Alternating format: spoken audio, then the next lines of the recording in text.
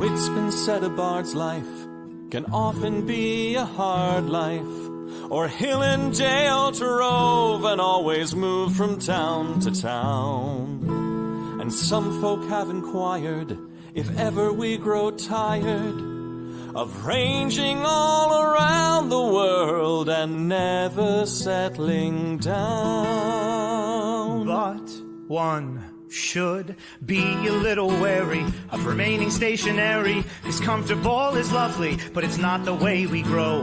When life starts to unravel, pick up your pack and travel. You'll find a strange serenity in places you don't know. Wriggle-dee-dum-dee-too-rat-terry-o-dee. There's so much to see beyond the open door. It's outward bound we go. Who knows what we'll find that we've never found before. Adventures waiting further down the road. It's waiting for you further down the road.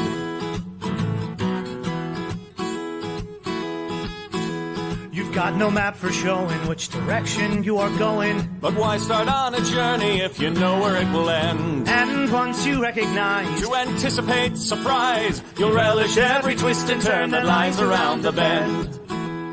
Wriggle-dee-dum-dee-too-da-terry-o-dee-da-dee-da-dee. There's so much to see beyond the open door. It's outward bound we go. Who knows what we'll find that we've never found before. Adventures waiting further down the road. It's waiting for you further down the road. Lie-da-lie-da-lie-da-lie-da-lie. Lie-da-lie-da-lie-da-lie. Lie-da-da-lie-da-lie-da-lie-da-lie. La-da-da-lie-da-lie-da-lie. La-da-da-lie-da-lie-da-lie. The world has got its demons. There are many reasons why you'd find it harder to be brave than be afraid. But every life could use some danger. Every friend was once a stranger. Ships are safe in harbor, but that's not why ships are made. Wriggle-dee-dum-dee-too-da-terry-o-dee-da-dee. A fweet-da-dee-da-dee. There's so much to see beyond the open door. It's outward bound we go. Who knows what we'll find that we've never found before. Adventures waiting further down the road. It's waiting for you further down the road. Lie-da-lie-da-lie-da-lie-da-lie. Lie-da-lie-da-lie-da-lie.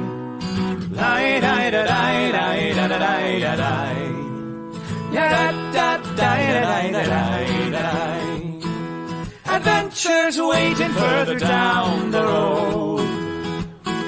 Let's go! Lie-da-lie-da-lie-da-lie-da-lie. Lie-da-lie-da-lie-da-lie.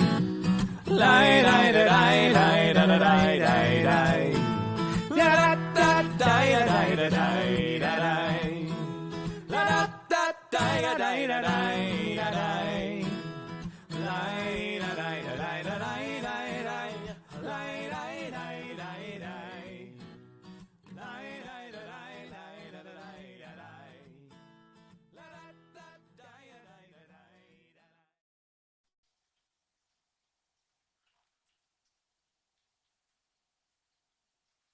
Oh!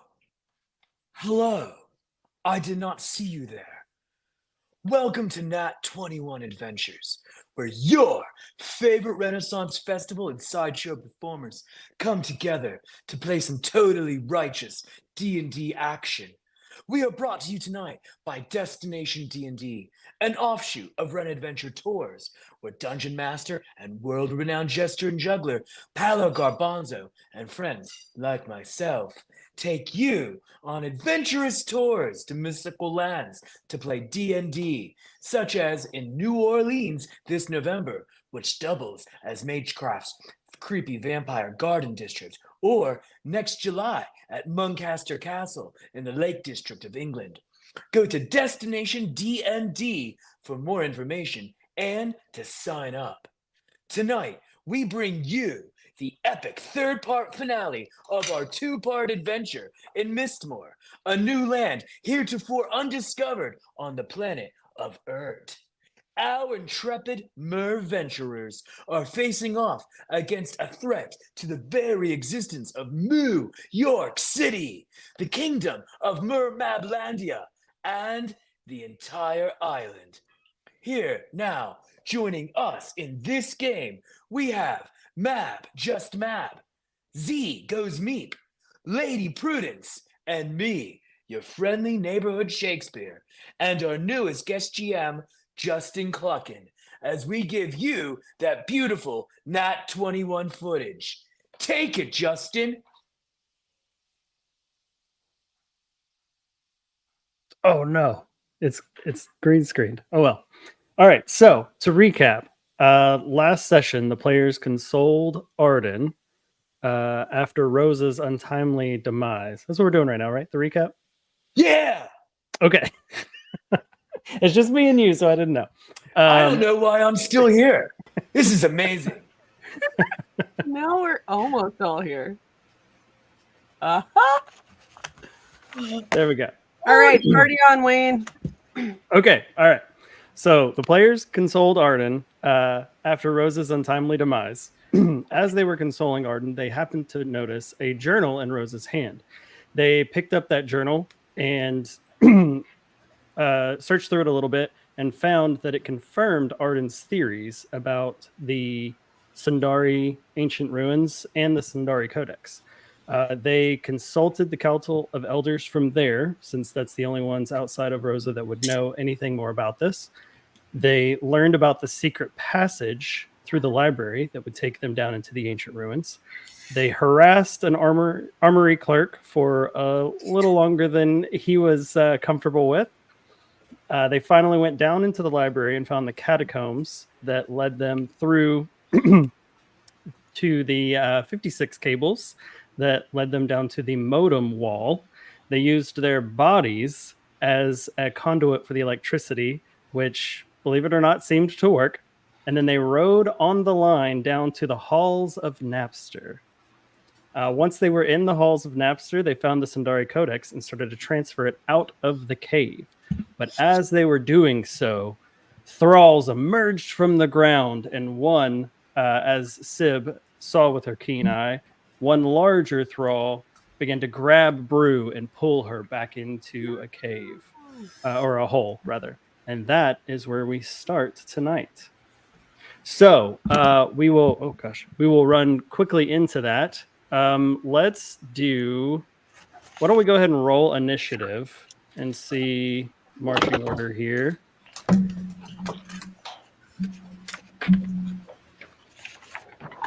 That is a good roll.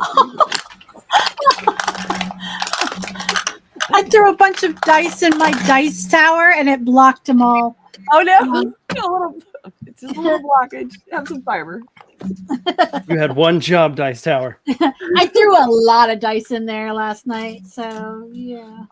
Oh, by the way, whoever in the comments said that they need Ethelbert to be the Metatron in all shows, you are wrong. You are objectively wrong. I don't know. I'm kind of into it. Vote with your dollars, people.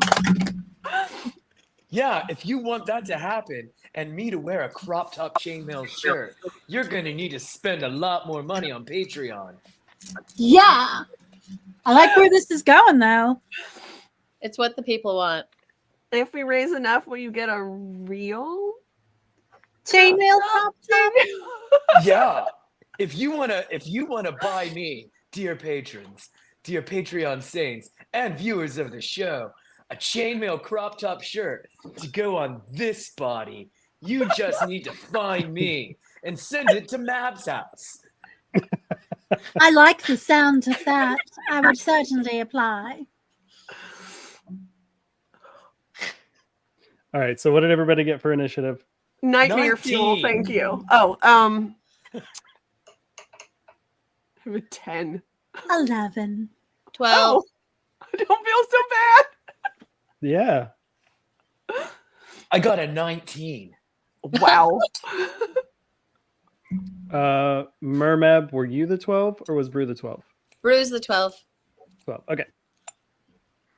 Okay, so Ethelbert, the only thing that you don't see currently is Brew being pulled back into the hole with the larger thrall. Otherwise, you are free to go first. All right. I believe I was still putting things onto the thing. Yes, yes, eloquently put. Yes, You're Very good. you pushing were still putting seeds into the back of the codex case. Yeah. So behind you, you hear the emergence of the thralls coming out of the holes where your other two friends happen to be, or I guess just Mab, because Sib, you were the farthest back. You have the vantage point of everyone. I had no idea or concept that things were going down other than what I could see clearly in front of me. That's fair. So yeah, you don't know if anyone's in an immediate danger. You just hear the emergence of thralls behind you. All I right. do hear them. All of you do. Yeah, yeah. Do I? Is my question. In that case, I'm going to whip around and bring up my already loaded crossbow that was handed to me by Brew. And I am going to shoot at a thrall, hopefully All right, hitting let's it. see it. Roll to hit. Kabam! Bam. It's accurate. I wish that crossbow actually shot. Oh, it 20. can. It just wasn't notched for real. Oh, no. Oh, no. I'm Uh-oh. going to take his camera Watch out. out. Here we go. After this shot, Ethelbert's gone. There we go. It shot for real. I hope you heard that. I did. Man, all the action. All right. And let me get over to my weapons thing. Where is that on here? Actions. All right. Hold on, please. Crossbow. All Please right. hold. And we're rolling. Crossbow. Would a 21 hit? That will hit. All right. Very good. Rolling damage. All right. I have only done 3 points of damage. Okay. That's All right. for So what? But now you shoot. I'm sorry, but now I throw and now I take my second action, my second attack, and I throw the crossbow at the thrall. Okay. All right. Roll for attack on that. All right, very good. And that is another 19 to hit. Okay. Oh, That'll hit. Very good. What would you like me to roll for damage? It's an improvised weapon, which is usually a static number. Let's just say, just roll your normal like ranged weapon if you have one. All right, very For good. the sake of time. That would be my spear. That would be a d6 plus 3. All right. That would be 8 points of damage. I did more bludgeoning damage than I did piercing damage with the same weapon. it do be that way sometimes. Physics. So you shoot the bolt off, and it goes through the thrall, and it makes that terrible screech at you. As it's screeching, you just rear back and throw the crossbow at it, and it lands square in the face and sort of dents in to the thrall, and then the thrall just falls to the ground. This is most excellent.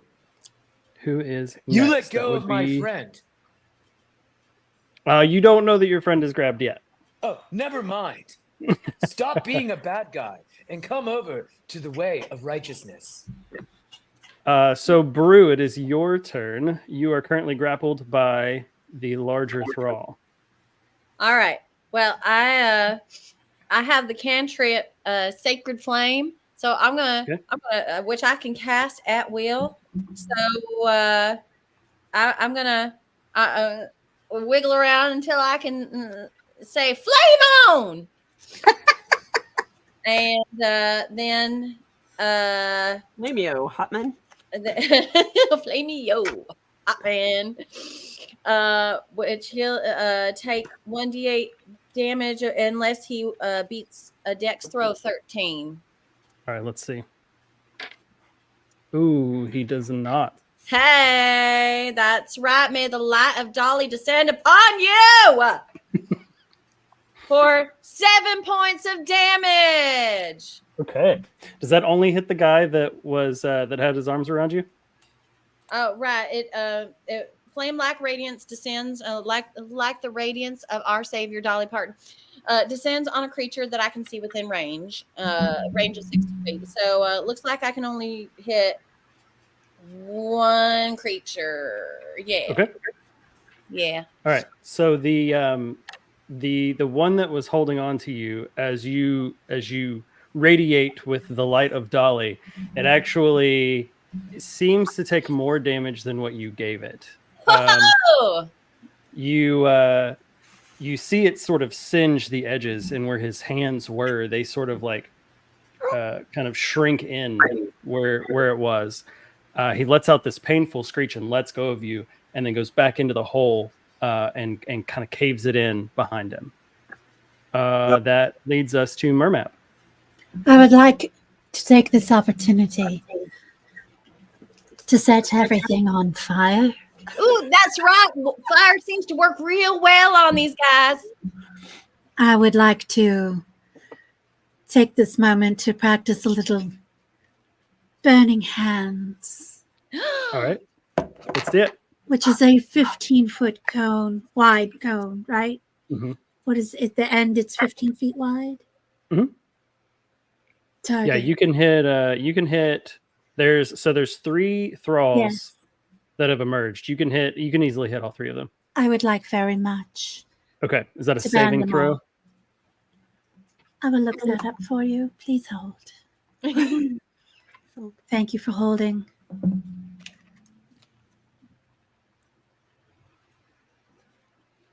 They must make a dexterity saving throw of a difficulty of 14 or higher. Okay. One makes it, one does not, and the other does not.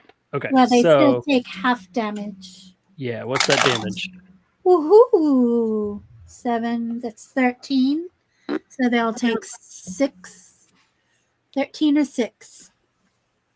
Okay, so the 2 that didn't get out of the way, you see them sort of burn up, and then the kind of sickly, dusty clothes that they were wearing sort of fall to the ground. The other one does a similar thing to what you saw, or I guess didn't see, what I described of what was happening to the one that was holding on to Brew, where any of the extremities began to shrivel in.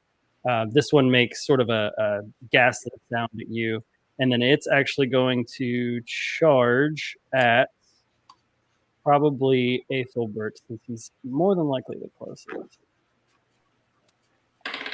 He's going to charge at you and claw at you for... Does an 11 hit? An 11 does not hit. Honorable Game Master.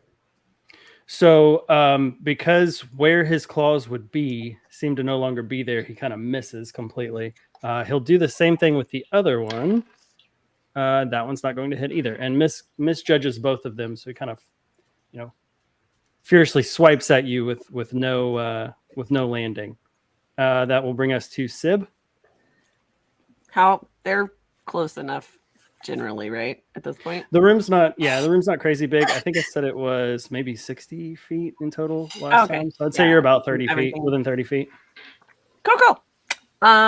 Cool. I don't have fire, but I'll do what I can. Fire. I don't have no fire. I mean, if I had known, I would have. But I don't have no fire. I quit smoking. Carbon dioxide. I don't smoke. Trying to quit. All right. Whichever one is closest, then I guess I'm gonna cast Chill Touch. So that is a ranged spell attack. Okay. There's only one left. It's the one trying to attack Ethelbert. Well, then that one. Oh, I choose that one. Does a 15 hit? It does. Okay, cool. All right, 1d8. And 6. 6 damage. Okay. So between the other damage that it's taken already, combined with your damage, this one, what does that look like as you attack him? Oh, yeah. It looks very skeletal, like a hand kind of coming at it very quickly, and it's very cold as it approaches, and then dissipates into it. Okay. Chill. So that chilly touch as it touches this So it would be necrotic, but for me it's cold damage. That's a good thing. So as it begins to freeze him, it sort of turns into like a dry ice type situation. Oh, I He's love like that. flash frozen. Yeah. You hear the cracks form across his body, and as you move away, the jolt from your hand moving away sort of pulls and causes a chain reaction of all of his body parts to crumble and fall into to ice on the ground. Ugh. Okay, so there is no immediate danger at the moment, but the codex is only 50% transferred out of the case. Uh-oh. And as you are watching the codex continue to transfer out of the case, you hear more rumbling underneath you. So, did you guys find all of the seeds last No, time? I think we're missing one. We need Right, one more. right. So you have an opportunity to try and search and find the final seed. If everyone wants to roll an investigation for me. Damn it, Hardison, go faster. All right. Sure. What is that? Ethelbert or Silverlit? I was wondering if either one of you would very much like the capacity to breathe fire in this next upcoming altercation I fear that we may be engaging in shortly. If by my life or my death I may save you by breathing fire upon our unrighteous enemies, I will do this, even if it burns my very insides. I would rather very much that it did not do that to you. Oh, in that case, I respectfully decline. I think she can make it happen so it don't hurt you. Oh, that's good. All right, I'm in. Yeah, that's what I'm talking about. Yeah, how does this work? Ooh, Are we rolling that's- perception? By the way? Wait, one moment. I will actually take this as a permission for the next battle we do engage in. For I may do that in addition to another spell. All right. Well, I rolled investigate and I only got an 8. So I also got an 8. hey, Okay. Very well. I high will do the thing. I will Is look. that magic? Woo! Yeah. Woo, I got an unnatural 20. Ooh. Very nice. Okay. Somebody's brought some gas to cook with. Everything I roll is unnatural. I rolled an unnatural 14. Okay. All right. So, Sib and Brew, you were searching around frantically, a little frazzled from the events that have already transpired, and I think worried that about the monster sound. tore my hair. Yeah. I'm probably spending way too much time like checking to make sure you're okay. Are you okay? Like in an annoying way. I mean, I think This so. hurt? Look Can I do this? for the seeds or this? whatever these little jewel things are. So as you guys are doing that, Ethelbert and Mermab, you guys are looking around. Mermab, you happen to grab that final seed and find that final seed just before Ethelbert does. Oh, all right. Look who wore her good seeing eyes today. I make no mention or acknowledgement of the situation, and I promptly place the seed in its waiting receptacle. Okay. Everything As has you to be push a the final pageant. seed, as you push the final seed down into the pot, the codex on the inside of the case surges with power. You see the light emanating from it glow even more so, and then it starts to pull in very, very quickly. Before it is finished, however, there is more emergence coming through the holes that were there before. Using the same initiative order, we will run through one more very quick round of combats. So the thralls will actually go first with a surprise. Actually, no, you guys will be ready for them. So we're gonna go with Ethelbert first. Are they between us and an egress? No. So there's only one way into these into this big chamber. It's the way you came in, and they're coming in from like the opposite direction. They burrowed and tunneled up into the room. So they're the holes that they made are sort of not in between you guys and the codex, but like say you guys are up here, the codex is here, and then the hole is like right here. So they're coming out sort of at like a triangular point. All right, let's. So you were first. Yeah, Ethelbert, right? You go first. Yep. Oh, very good. I lost track of what we were doing. I was in the chat. Combat. It's combat. Very good. As I have not yet grabbed my spear from off of my back, I am willing to just simply go into unarmed combat and punch evil in the face. Okay. I'd say you have enough time to grab your spear as you're running at the thralls if you want to. Very good. I shall do that. Well, would you look at that spear? Right? Yeah, she has the actual good one. Just toss it to him. And I will stop 20 feet. About how far away am I from the thralls? That would put you probably around 15 feet away from them. I will stop there, and I will throw my spear, so it can be used as a range weapon. Rolling like this. I like legit pictured like he just tossed it at them, like distract them by getting them to catch it. No, I ran like I was throwing a javelin, like it is the Olympiad, which is beginning again next week. Oh my gosh, it sure is, isn't it? Good plug. 18 to hit. Yep, that hits. Very good. Rolling damage. Goodness. 7 points of damage. Okay. Very good. He takes the spear. It impales him and actually sticks him into the wall behind him. Very good. Do you have another attack? I do, actually. Okay. I will take this opportunity to just simply run up and grab my spear out of him. Okay. Very good. I need this back, please. All right. I'll say that takes up the rest of your action for that. Thank you, sir. As you guys are starting to go through this combat with them, the codex is almost done. You see the last little fragments pulling through the glass case. That will bring us to Brusilla.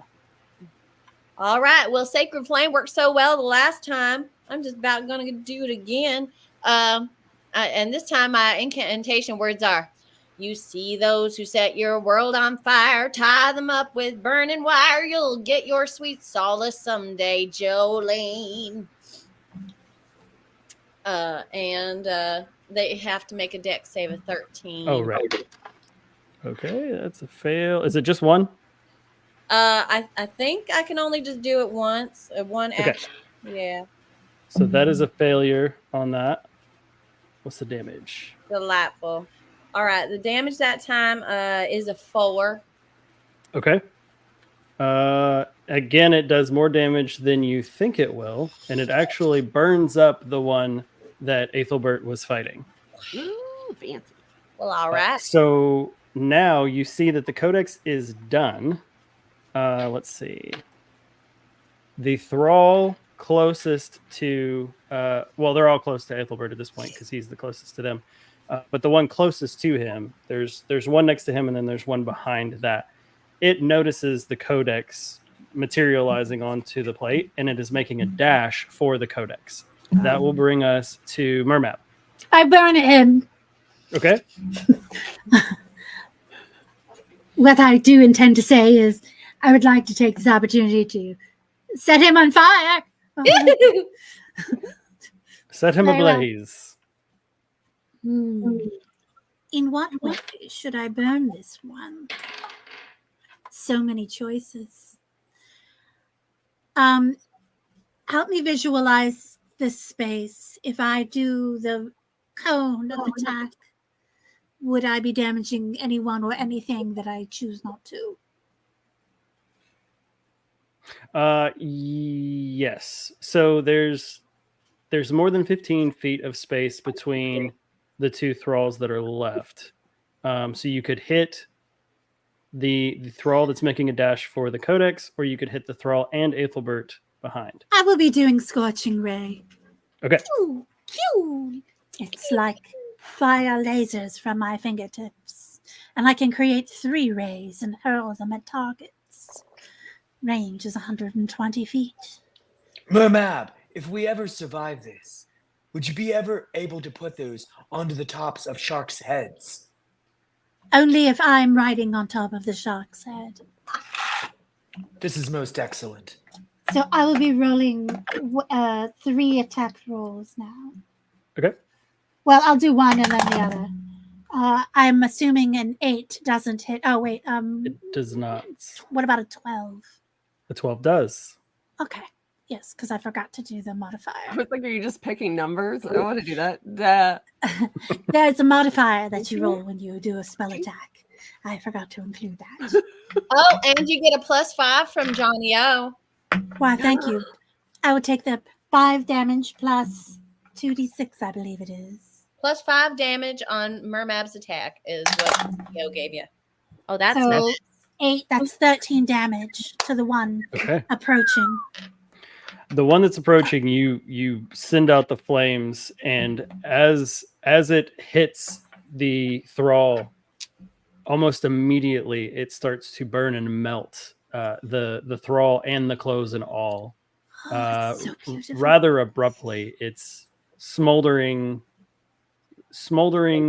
very you know that smell when you like burn hair on accident? Yes. You've got that filling up the Yes. room, Ooh. coupled with sort of an ashy smell as well. As that's happening, the other thrall makes a dash towards the book and actually grabs the book. I have 2 more. Okay. It's 3. It's a Scorching Ray is 3. Oh, sorry. Go ahead. I thought you did all of them. I'm sorry. No, that was just 1. Your girl got a natural 21. Okay. Uh-oh, but it's up against a nat 21 from Blondie. She's helping out the DM that joke. Yes, but it cannot override a natural 21. Oh, all right. So I guess his next one's gonna be a nat 21 to defend. So that's 6 times 2, because that is the channel law. So that would be 12 damage fire. Okay. And does it incinerate? He is barely holding on. It is barely holding on.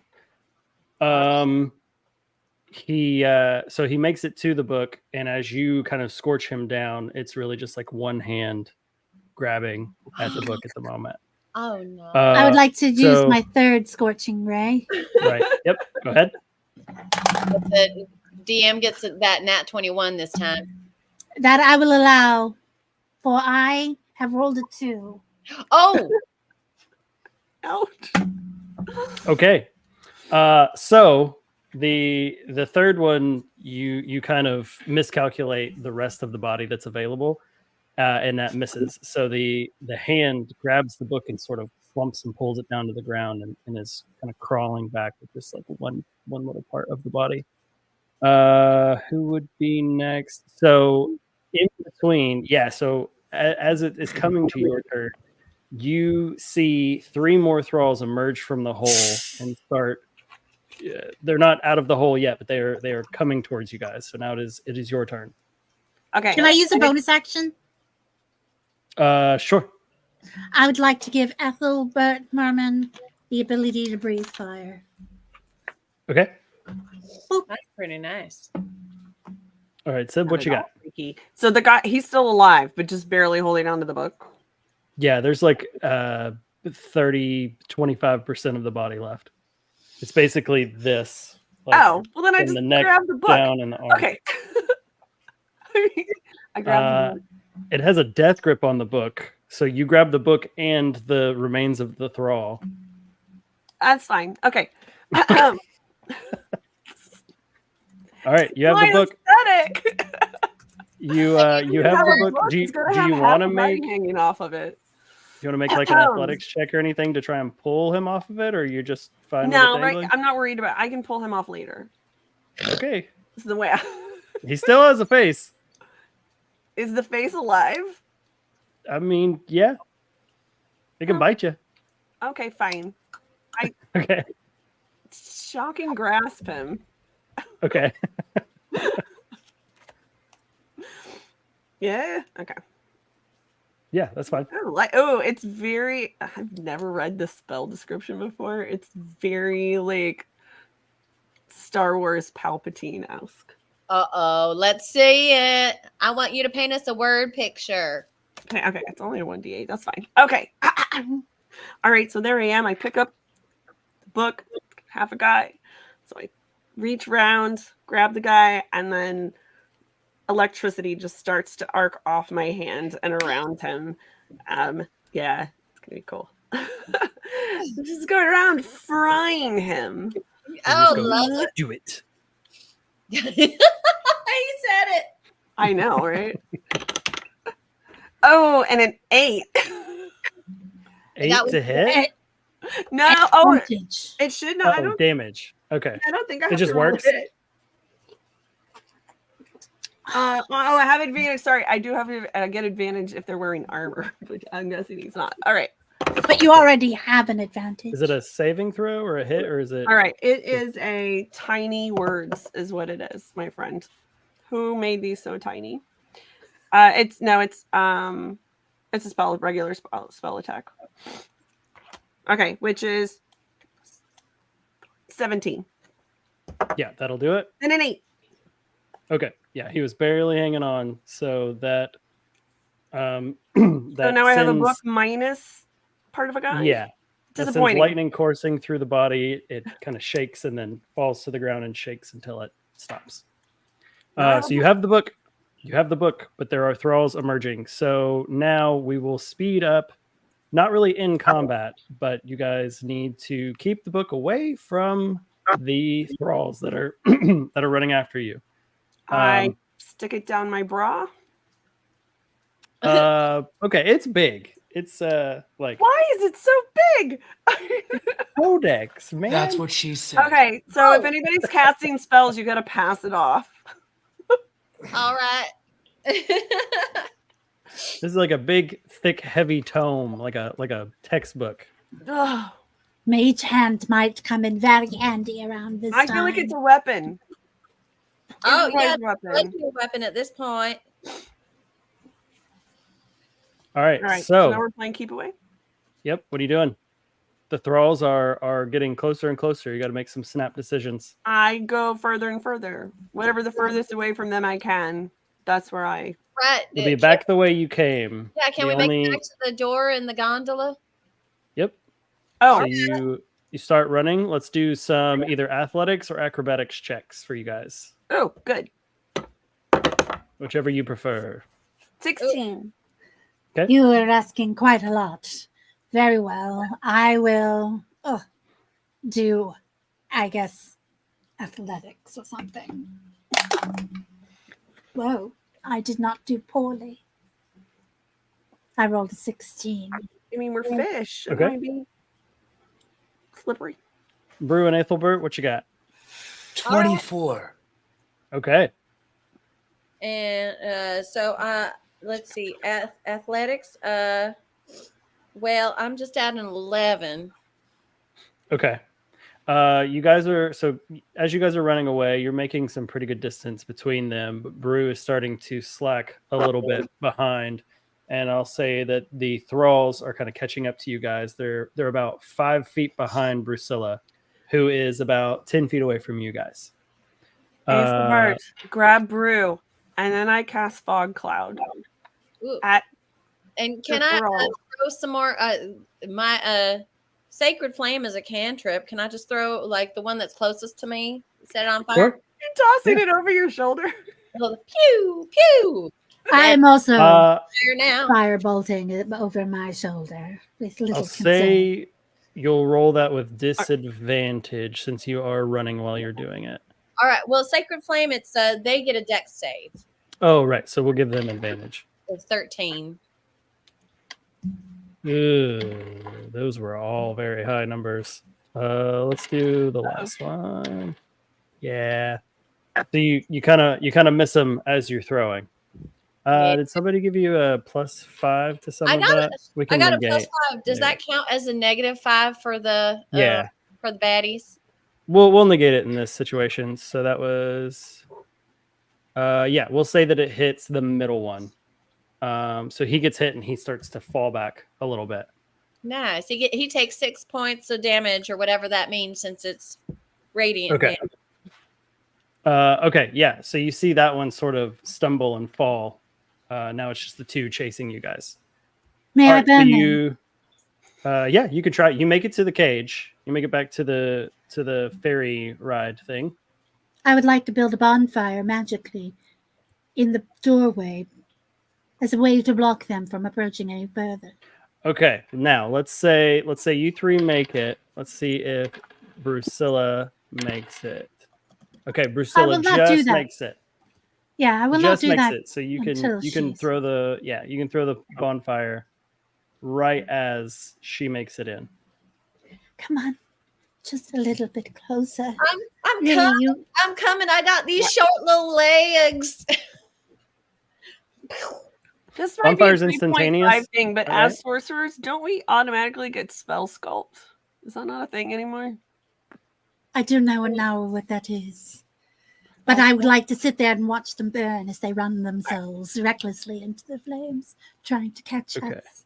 Mermaid, I Yeah. think maybe some more is going to come on after us, so we should probably go like now.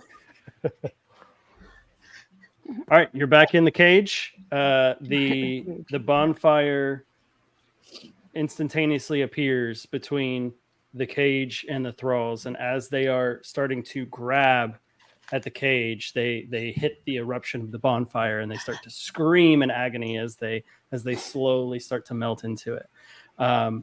So as you guys enter the cage, the bonfire is going. You see dozens more thralls start to pour through the hallway that you just came out of. Crazy. Oh, it's so beautiful. How many instances of bonfire can I cast? Let's see. I think after you cast one, when you cast another one, it goes away. That is correct. It is a concentration spell. Yeah. Okay, so what are you guys doing? You're in the cage. The door is open. Oh, right. We I hit the far hit the far right switch or something so that the door shuts so that Yep. we can hit the middle switch and head on back up the hill. Yeah, somebody who's got All right. hands free. Drusilla, I think you did it last time, right? That's right. So I So remember I'm you're- an expert now. You're a seasoned online operator. know So that- you quickly pull down the lever. That one closes down. As you pull the lever to the left to make it go back up, the thralls are jumping over the fire and around the fire now that they have the space to do so. And they're jumping onto the cage. Oh my. About 4 of them make it onto the cage. They're kind of dangling and they're actually making the cage swing as it's going up. They start to slowly work their way up. And now they're trying to claw at you through the cage. All right. I'd like to burn them. I'm May I like burn them? Drop hit, the book. hit any I can with Sacred Flame. Again, Dex Okay. save 13.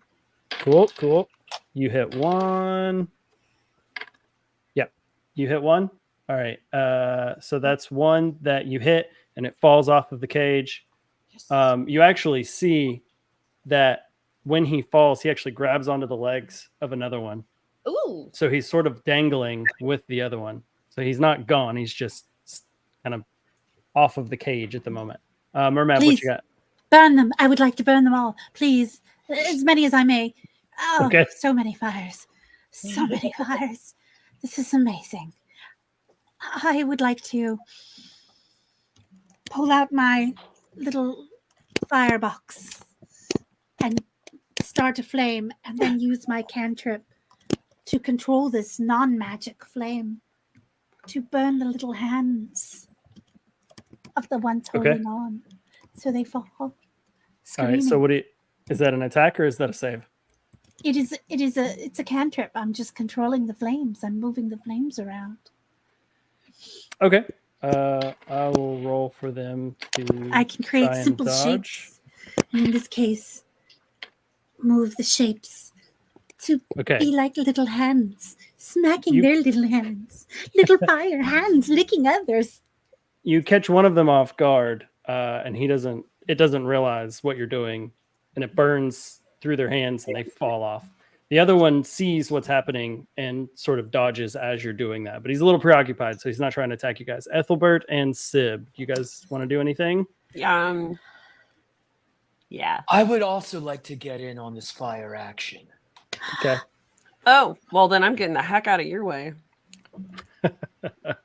I would like to stand next to Mermab, as she seems to be the one able to control and has given me most graciously and excellently this new power. For as long as it is mine to breathe, I shall breathe it out. And so I inhale, hoping to not set my lungs on fire.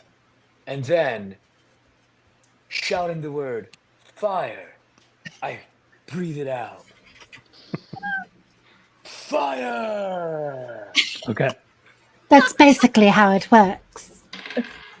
Okay, yeah. You hit the one that has the two hanging on, and you're able to burn his arms completely off of the bars, and you see both of them fall down into the distance, which is ever growing now. You guys are halfway up the cable chase now. There is 2 left on the cage, and they are working together to try and unhinge the cage off of the cable car. So they are swinging it wildly to try and make it pop off of the car. I would like to expose my natural teeth and bite the one that's trying to work on the lock. Okay. My natural teeth look like needles, Sharks. basically. Yeah, needles. Yeah. All right. Roll that attack. Okay, that is a +3, 15. Yep, that'll do it. All right. And a 5. 5 damage. Okay. Yeah. So you take a big chunk out of one of the hands, and he's still hanging on. It's still hanging on by one hand. Can you do it again? I don't have another attack, I don't think. Okay. All right. So let's go one more round of you guys if you want to try anything else. I'm just gonna keep tossing some sacred flame at whatever ones I can see. Okay. That's a save from me, right? Right. A 13. Okay. Yeah, that'll do it. The one that Sib has taken a huge chunk out of, you hit that one with the sacred flame and dislodge him from the cage, and he falls down. So now the one that's still hanging is still kind of not swinging you guys so wildly, but it is keeping it off of track. As you guys come up to the terminal, the car cannot make it into the groove because it is offset now. So it is grinding into the wall now. Oh no! What you gonna do? May I? Is there another thrall left? Yes, the thrall is the reason that the car is. May I? Am I able to reach this individual? Yeah, he's holding on to the bars of the cage. I would like to lean in close. Uncomfortably close. Uncomfortably close. And gently put my hands on either side of this thrall's face. And then cast a firebolt. All right. And then hold it as it burns. Just a little bit. Just a little bit. Yeah, it was that. All right. What was that one again? Is that a save or an attack? Probably looks like an attack. Okay. Roll that.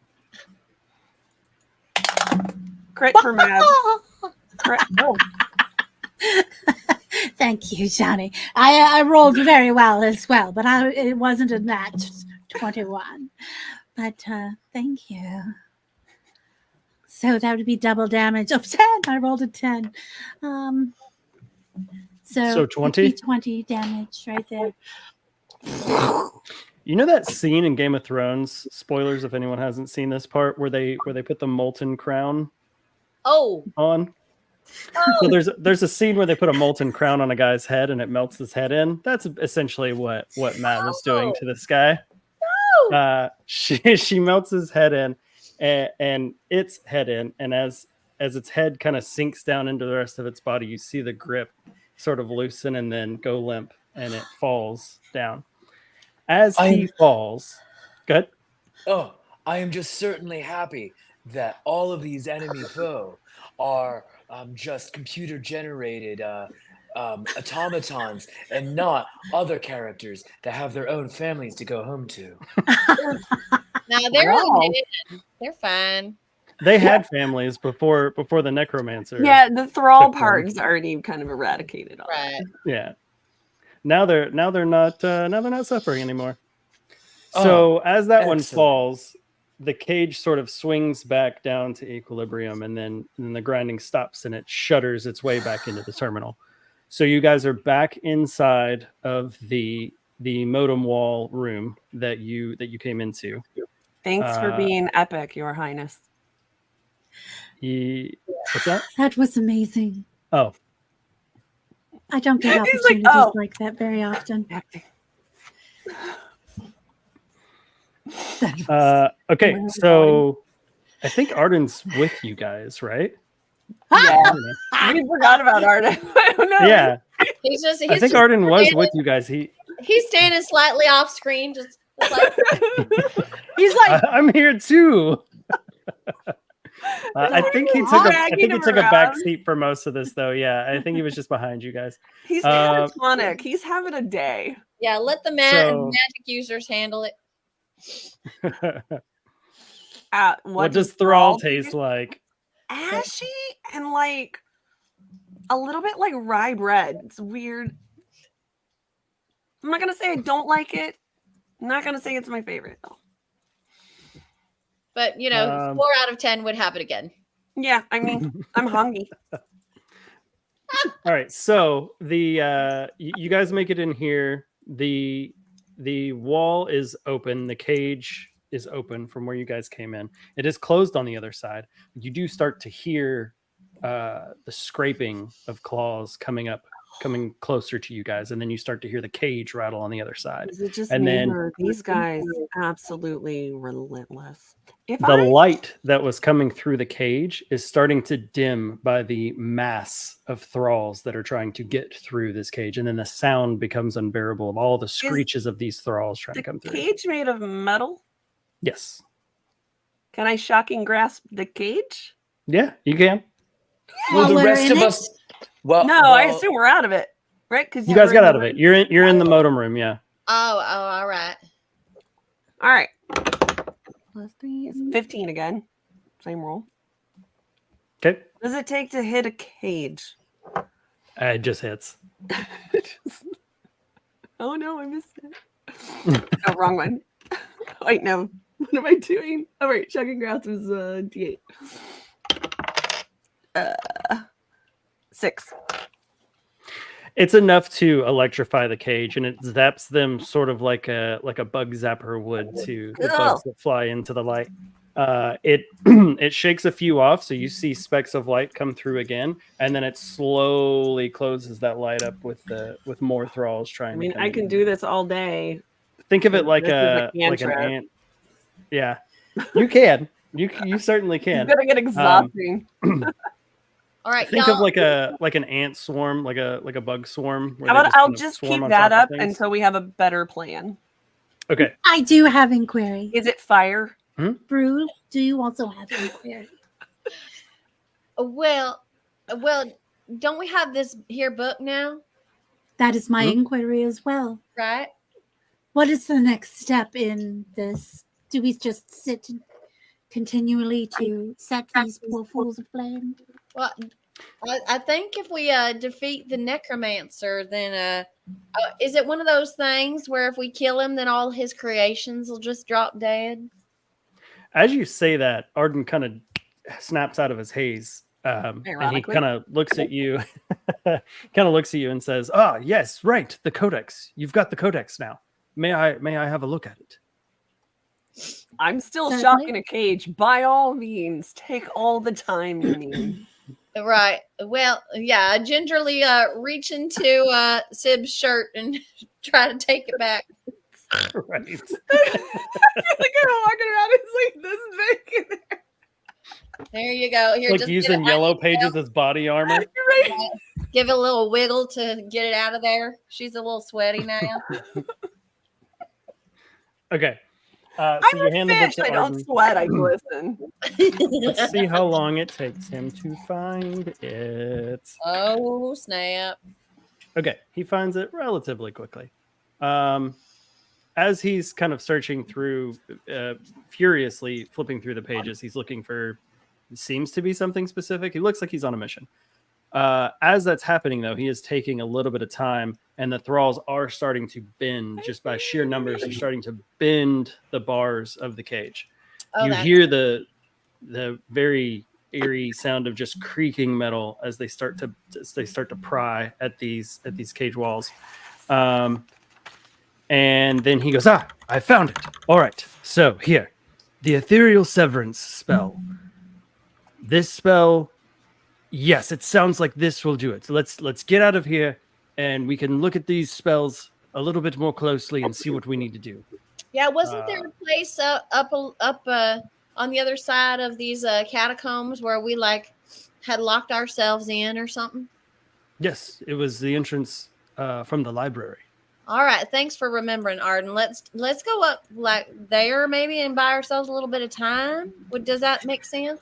We can also remove the modem, whatever thing, gourds. And As you say that, it doesn't look possible for you to reach the cables because they went up into the wall. Doesn't look like there's an easy way to pull those back down. very well. All right. So, Blessed Sibby is still setting fire, shocking them with her white fire lightning and whatnot. So, Right. Did we remove her on purpose? All right. That's better. she was not removed. All right. Just in case. Just checking. Arden sort of gestures and says, "Quickly, we must try and get out of here before the thralls make their way into the room with us." Yes, of course. Let us continue. Okay, so you go back through the all of these different rooms, kind of the way you came, and you come up to the cage where you were. Arden remembers that you locked the door and left the key, so he unlocks the door, opens it. You all run through. He closes the door, locks that door, and then hands the key back to you, Mermab. And then he starts to walk up into the library, book in hand. You do the reading what you need to do. I wouldn't mind standing here setting fire to anything that should approach the gate, or just to make sure they don't breach, or unless you have other ideas of what would work better. I think we might have some time given the complexity of the rooms that we went through. I'm not sure that they'll be able to easily navigate through the way that we came, coupled with the fact that we have this door here that is locked, and then also the stone door that was closed here that we came in. Right, but All these right. are things that sometimes dig up through the floor, so This is also an astute observation. So we must let's read through this as fast as we can and get out of here. Very well. Commence your reading. great plan. All right. So he starts walking up. We'll say you guys come out of there, close the big heavy, I think it was a wood door. I'm not sure. Stone and wood, whatever. Close that door. You walk up. He sets the book down on a table and he shows you the spell. He pulls an oil lantern over to show the pages. He says, "Here, the dichotomy of these two spells, the duality of these two spells, one will save us and one will keep us in this hellish nightmare that we see here. So he starts to read off the spells. He says, ethereal severance here. It says, in the shadows of Mount Zephyr lies the path of salvation. Seek the ancient stone lectern where winds whisper secrets of old. Gather the ash of loved ones who have passed beyond the veil and let it fall gently around the secret base. With your heart resolute, speak the words that bind and break, and let the strength of the mountain flow through you. Break the cycle of entombment and banish the evil to the depths from whence it came. And then it has words underneath it that are a different color. They're like this sparkly blue. And then you hear Arden start to speak these words. It sounds otherworldly. It sounds actually like angelic. No one really understands what he's saying, but as he says it, the words on the page start to glow similarly to the glow that was coming out of the case. So after he does that, he pauses for a second and goes, all right, I think given the confirmation of that glow, we should be all right. There was a couple of pieces in there that I think I may have pieced together. So we need to go to Mount Zephyr, and we also need the ashes of loved ones. Easy. my. Oh, I can get you ashes. Where did we leave Rosa? Loved ones. Very loved. Very loved. I had a sinking feeling that that's where this was going. Right. That I mean, I hate to use your grief in this manner, but it was Waste not, want not. it was very clear that you had feelings for her, and oh, you know, yeah, that like Sib just said, it's don't want her death to be in vain, I guess. Indeed, and if by my life or death I may assist in Allow setting me her to corpse aflame. cut you from saying death anymore. I would prefer Oh. that if you, by your life. Wait, no. Yes, by your life. Continue. If I may provide my services Very good. in life or unlife in helping set her body aflame, if that helps us win this encounter, I will do so, sir. It does seem unavoidable. Where's the Also, mountain? one must realize that cremation is definitely the most perfect of all burial ceremonies. It is pure. It is I don't the know. normal I like way that burial we at bury our sea. dead here. Since there are so many people in New York City, cremation is usually the way that it happens. So I assumed that would be the case, but I wasn't necessarily ready to say goodbye yet. But such is life. All right. No time to waste. He kind of snaps the book shut. Very well. Would you starts say this walking is out of the an library. excellent time for us to make confessions about our particular situation? You asking me? Yeah. Let's do Well, it. of course I am. All right. Well, I gotta admit, I never did appreciate Mermab's fire skills as much as I started to appreciate them today. But my goodness, she sure does come in handy sometimes, don't she? Kind of dark subject, having to talk about burning the love of someone's life. But well, if anyone can make it into a party, it's her. The glow from today was spectacular. I wrote a poem on the subject. Would you like to hear it? Yes, please. Absolutely. Sure. Glowing, yellow, licking tongue, fire burning up his bum. Would you like to hear it again? Yes, please. Yellow, glowing, burning. I can't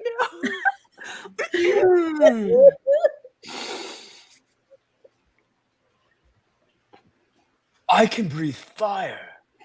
I am now a dragon. Fire! Okay, it is past. Ah, it did not happen. No.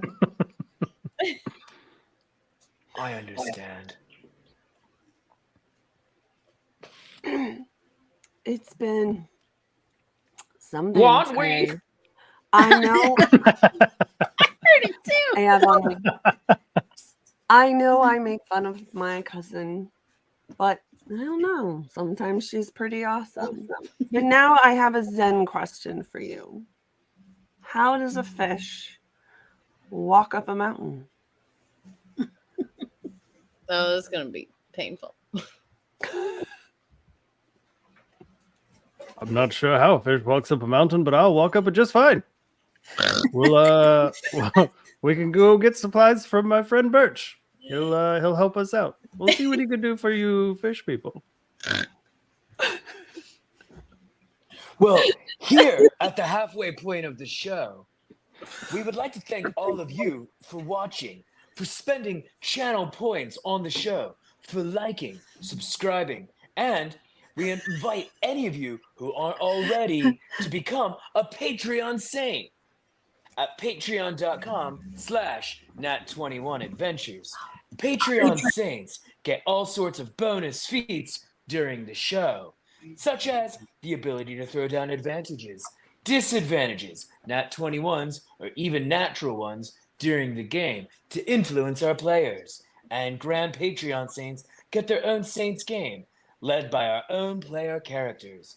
To all of the Patreon Saints, we salute you as we go into everyone back on screen. It's going to happen. Someone's going to put all of us back on screen. Looking for the button. This is a professional operation. I Well, assure some you. folks went to the bathroom, I think. Huzzah! Now you can put me back into a solo. That's fine. But I ran all the way over here. Oh, hold on a minute. It's fine. We'll do it again after. We'll fix it in post. It's fine. We have the technology. This isn't live. And don't forget to sign up for our next Destination D&D adventure in New Orleans. This might even have a card available to put up on the screen right now. This November 19th through 23rd, and it culminates in a trip to the Louisiana Renaissance Festival. You could have Paolo Garbanzo as your DM, or me, or any other of our available players, maybe Brew. Go to Destination D&D or renadventures.com for more information and to sign up. And now, as we come back in, maybe all of us being back on screen, I don't know.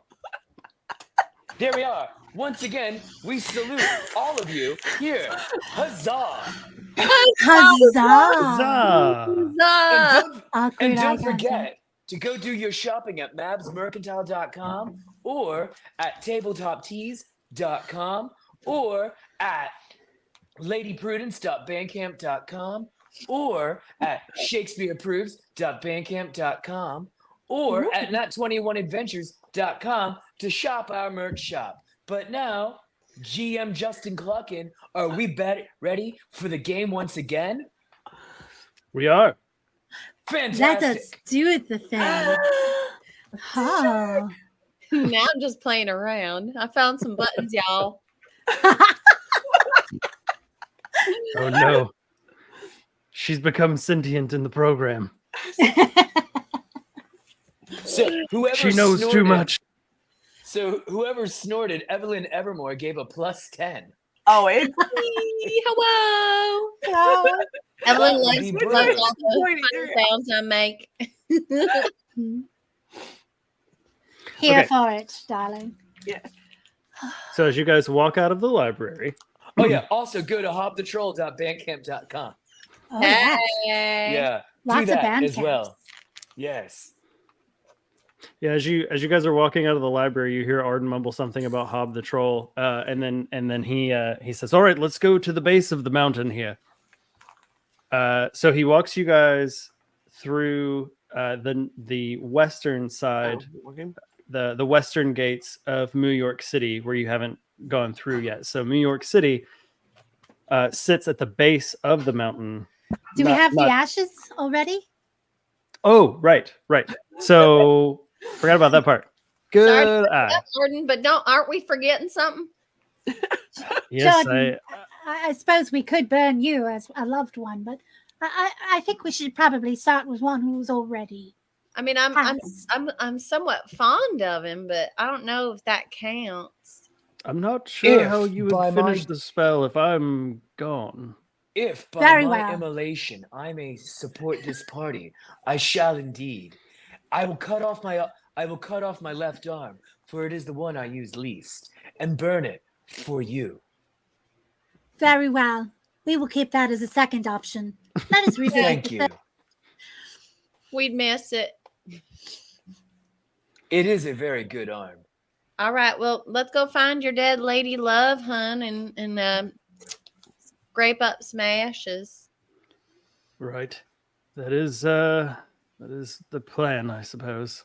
So he kind of grudgingly walks back away from the exit, and then goes to the mayoral office where he talks to the mayor's aide, and she tells him that the remains of Rosa have already been cremated and they're with her family. So Arden kind of sits for a second and he says, "All right, I guess we'll need to go see if we can get the ashes from Rosa's family." I do have a quick query. In-laws now, huh? How many how many ashes? Like, 1 cup, 2 cups, 3 cups? This is recipe. I'm not certain, but I assume it would be the whole body. The whole body. Yes, very good. Oh man. The whole shebang, as they say. Well, that's the whole kit and caboodle. Not who says it, but I've heard some of these weird words. The whole bucket of fish. So he takes you to the residential district of New York City, and there's a little house, very, very Americana, American dream style house, where it's the 3-bedroom house with a white picket fence, all of that. And as he comes up to the fence line, he says, he kind of stops everyone and says, if you don't mind, this is still a very tender time for her family. If you don't mind waiting out here as not to make their family anxious. I understand. If you need me to negotiate on your behalf, my services are certainly available. As a diplomat myself, I know a thing or two about a thing or two. Is it a tender time very because they've already persuasive. begun the immolation? It's up to you. I suppose so. I do appreciate the gesture, but I think I can handle it. So he walks through the fence, he goes into the house, closes the door. He's in there for quite a while, and then he comes back out with the urn in hand, and you see through the open door, you see the family, Rosa's family, kind of crowded around the exit as he's waving goodbye to them. He looks wider than he went in. Not wider as in like fatter, but like stuff is like stuffed in all of the pockets of like his jacket and his pants and everything. So he comes back to you guys and goes, "All right, it was a bit awkward, more than sad, really. Rosa's family does things a little differently. It's very much a celebration of life. So they were having a party, indeed.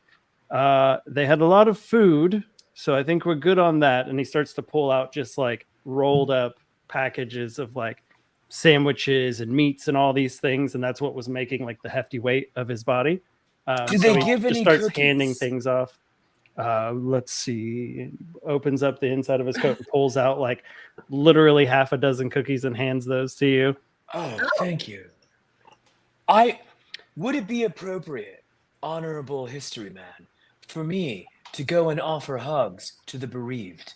We're on a bit of a time crunch right now, so Yeah, I'm not sure that I do appreciate the gesture, but I think that would be a little more jarring for them. Hasn't the necromancer been here once already? Let's get a scooch. Let's make like a bread truck and haul buns, y'all. Yes, let's make a truck of bread. So Arden leads you guys back to the western gate, with Rosa's ashes in hand. You make it out of the gate, flash your badge to the guards there. They let you through, and then you come up a few paces up the mountain, and you see off in the distance a little hut. As you guys start to go up that mountain, it turns from sort of a green area to less greenery and then into snow. And then you guys are starting to walk into the snow. And it is starting to get a little cold here. If you're not used to the cold, it does feel more uncomfortable than usual. I think some of you are probably pretty used to the cold in the waters. I believe we are all, if we come from Triton background, we are resistant to the chill of the deep cold. That will make things easier. So Arden starts to kind of slough through the snow, and he goes, that cabin there, that's our first stop. I have an old friend, Birch, there that runs a little shop that has supplies for trekking the mountain. We shall make our first stop there, gather supplies, and then we shall see if we can find this ancient lectern that it's talking about. So he leads you up the rest of the way, and then you get to the cabin. As you open the door, you see a portly fellow at the counter, and he says, "Yoo-hoo, hello." Oh! And Arden says, I like yes, him. Birch. He's so cute. Birch, very, very good to see you, sir. Arden, it is good to see you too. We're having an autumn sale, you know. That is the perfect time because we are going up the mountain. So Birch shows you all of the things in his shop. There's ice picks, there's climbing gear, there's climbing boots, there's crampons. If you don't know what crampons are, those are the spikes that you put on your boots. I know what all this is.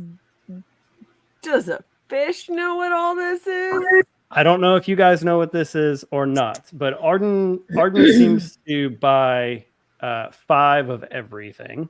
Okay. All right. Yeah, all right. And starts handing it off to all of you guys. I love gifts. All right, so we're getting outfitted against the cold and the steep, huh? I believe the crampons go on the shoulders. I thought they went onto the fists so They we go could this way. punch evil with spikes. Oh, that would make more sense. They Yes. probably would make pretty decent weapons, but they're actually for your feet. You see, Why? you attach them to the base of your shoe, and then you can stick that into the ice, and it will hold your feet into the ice. Now my feet have teeth too. Good look at it as so, yes. So as you guys, Arden pays for everything, and he says, "Birch, thank you very much for all the supplies. We will hopefully see you on the way down." And Birch sort of waves to you guys and says, "Don't forget about the sauna on your way down." Excuse me, please repeat yourself. The what? A sauna? Yes, Sauna? a sauna. The Have you sauna. never seen a sauna? He goes over to the door, the wooden door that's the only other door in this place, opens it, and then steam rushes out and hits you guys with an intense heat. Oh, That's like just like back at home in the swamp. Arden I'm says, intrigued. "Have you never seen a sauna before? It's a room where you sweat out all of your frustrations of the day and It's very healthy for you. It's very good for the skin. I don't come from a place where sweating is a thing. B, I don't need a little room with water. I live in a giant room of water. It's And steam. C, this is how we cook our food. Yes, this is like a gumbo pot. Are you trying to turn us, sentient people, into food? We're No. intelligent and thinking beings. Of course not. No, this is a place where you relax and unwind. It's very good for your health. It sounds very much like a trap. No, it's I by am no no means. longer interested in the words you have to He say. is trying to You turn us may into a move on. stew. I'm not trying to say. I grab my spear. Oh no! Oh, I don't understand. It's just a sauna. just everybody, just stand down. I don't think. All right, look, we're not going to go in that little room, but we sure appreciate all this gear. So why don't we head up this here mountain like we set out to do before the necromancer shows up? Certainly, That's an concur. excellent idea. All right, so I hope I Birch did not closes offend the you, door. sir. And I offer him a hug. Oh yes, sure. He gives Arden returns the hug and says, "Yes, I'm terribly sorry. I didn't mean to offend any of you either. This is a very normal thing." I take this opportunity to hug Arden from Oh, dear. behind. Oh dear. I've been waiting all day for that. As you hug Arden, you can feel the little prickly skin start to form on the back of his neck, and you can feel him subtly recoil away from Ethelbert. He goes, yes, time for niceties are over. Let's continue on with our journey." And he kind of wriggles out of your hug and makes his way towards the door. I think he likes me. Very soon we as you shall guys- be closing the deal. As you guys are leaving the shop, Birch kind of waves to you guys and goes, "Toodaloo." I love this man so much. I want to eat him. Oh, that's not That's surprising. That's a little morbid if you love him. All right, so you have your gear. You're ready to go up the mountain. Languages, y'all.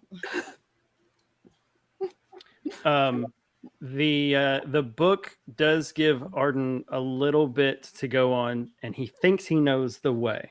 So he starts to lead you guys up the mountain. The first place that you go up some foothills. You kind of, some switchbacks. You make your way up. How long is this journey? It's probably going to take us a while. At this pace, we can hopefully get there by sunset. Will there be passage of opportunities for rest, or I understand this is something of an urgent situation? I'm not sure we'll have time to rest, as it does seem that the time is of the essence, as Priscilla has said multiple times now. So we can try to rest at the summit where I think the lectern is. We may have some time. We'll see how it goes. Very well. The Continue. fact that there is a trail here indicates that people do this often. There's probably mountain climbers and mountaineers that come up this way. The summit that I'm thinking of is a place for people to stop before they reach the peak of the mountain. So I would imagine that there's a little bit of a path to where we're going. So as you guys are talking, you make your way through the switchbacks and you get up to a cliff face. So now he starts to pull out rope, and then he pulls out little ice picks that have leads on them. And then he starts to wrap himself in the rope, stabs one of the picks into the side of this ice wall, and then loops the rope through it, and then he starts to climb. So yeah, he's doing pretty good. All of us are just standing there. he is paving the way for you guys to go. He gets about like 5 feet up and looks down and goes, well, all right, tether yourselves on, start climbing. What? Huh? All right, hold on. So he scales back down and he goes, it's pretty simple. And then he shows you how he basically made like a figure 8 around his legs and then looped it up through. So it makes sort of like a harness. Tying then, people up with ropes I got. All right. What is with the going up bit? we need to go up this cliff face to get to the next set of walking paths. It's How the quickest high way up to do is it. this cliff face? It's not that far. It's about 40 feet. Okay. Well, All what is this cliff face made of? Swimming. It's question? rock and ice. He is stabbing the leads through this. I would like the to take thickest this ice chunk. opportunity to make things a little bit easier for us. For Are we I going heard- to fly? What's the Oh, idea? darling, that is way too unnecessary. I Uh, have mold earth, Oh, all right. and Oh, I can all right. melt the ice, mold the earth into little steps. Yeah. They're all Well, cantrips. that would certainly make things easier. Sure. Yeah, let All us right. do that. Now, Mab, you lead the way. Yeah, Well. I have shape water, so I can help do a little assist. Certainly, let us do this thing. All right. All right. So yeah, This as is way easier. and if the ice melts a little bit, then shape water allows me to freeze the water, and so to in its new position. Nice. And I will Uh, mold the earth as we're melting it and make like steps. This is all cantrips. Is this right? Yeah, mold earth. It's like 5 foot square. Yeah, sure. So yeah, you could do this relatively easily. Yeah. So yeah, you guys make easy work of this cliff face. Arden feels a little deflated. He was very excited to teach you guys how to climb and show his proficiency for climbing. He's like, well, all right, this works too. Just kind of well, walks time behind you is guys. of the essence. Good. That is good true. friend Arden. As Drusilla has constantly reminded us, it is Well, it is somebody's good sound got advice. the brains of this operation. All right, so you guys make it up methodically, strategically up the cliff face. One by one, you make it up the stairs and get to another kind of landing area where there is a less worn path. There is sort of a flattened area, but it doesn't look as easy as the switchbacks that you came up. So as you continue to walk, you reach an area where there's a large hill that is very, very snowy. Sib, if you could roll perception for me. +1, 13. 13. Okay. That is enough to notice that this area looks a little sketchy. As you slow down and really start to pay attention, you can tell that the snow is not a smooth transition down this large cliffside. It comes out and then there's kind of a steep drop off and then it continues down. I appear at Arden's ear. Hey, Yes. is it supposed to be like that? Oh dear. No. What do you That see is there, not Sid? right. That would appear to be the makings of what could turn into an avalanche if we are not careful. An avalanche. How do you avoid an avalanche? What We is need an to avalanche? be. That would be a runaway of snow that would quickly fall down the hill and surely bury us very, very quickly. Tsunami of snow. Got it. Oh. Yes, that is one aquatic way to look at it. All right, so let's the path that we need to go down here does seem to be covered in this snow, so let's be very, very careful, as tippy-toed as you can through here. So everyone, if you could roll some dexterity checks for me. Any dexterity checks that you are good at. Or if you have another creative way to get through this without disturbing the snow enough to cause an avalanche. 17. Does survival count? I'm real good at survival. Do you have an explanation of how you would use survival? If so, yes, I will definitely allow it. Well, my survival allows me to keep an eye out on natural risks and promontories so that I can keep track of, like, when I see a buttress of snow holding up a part, then I ain't going to touch it because it's holding up the rest of the snow. That making wise decisions. I don't know. It is survival is wisdom, of course, but that being said, even though I have a +5, I only got a 10. So cool. I love it. Let's say you do that. So you and I got that extra +10 because Evelyn likes it when I make body sounds. So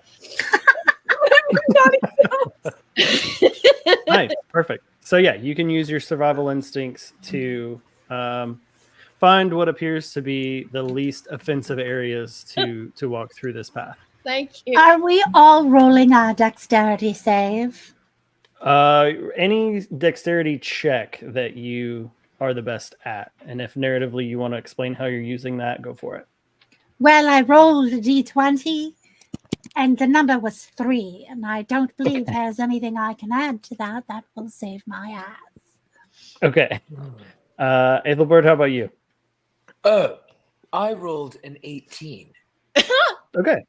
So, if possible, Oh, and Kara's allowable- giving you advantage, man. and allowable, other than the advantage given by Kara, Since I would rolled, like to since save I rolled a Mermav's 17, ass. can we like Okay. help her? Well, I Yeah. did, with my advantage, get rolled 12, and I'm not sure what that's going to do for me at this time. Okay. All right. So I will say that Drusilla was leading the way with her survival instincts, trying to find the best path for you to go along. Sib is just kind of hopping around behind her, doing a little hopscotch everywhere that she goes. Woo! Ethelbert is kind of bumbling along right behind her.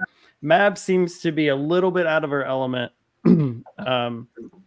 trying to keep up best as she can. It's kind of the opposite of fire here, so she's not. I would like to super melt my thrilled with this way, area. and I understand melting my way is probably not advised. Ooh, yeah, this one's a weight bearing support right here, so try not to melt this one. Hop over it. Can't go over it, can't go under it, gotta go around it. Through is always an option, but I will concede your point there. So we'll say that your natural instinct to just radiate heat, radiate the flames, that is sort of the disadvantage that you have here, is you're trying your best to nimbly make your way through here, but you are kind of melting the snow wherever you touch. As you get towards the end, you do start to hear the sound of cracking, and then that cracking sort of hits that Doppler effect where it's like I love that. It sounds. You start to hear that, and then you start to hear it a lot, and then you start to hear what almost sounds like trees breaking. But as you look up, you do see the snow start to slowly fall over and roll, and then it gains momentum. So if everyone can give me a dexterity save with advantage, except for Mab, just give me a normal dex roll or dex save. Oh. Did you roll with advantage, Sid? Oh, with advantage. Yeah.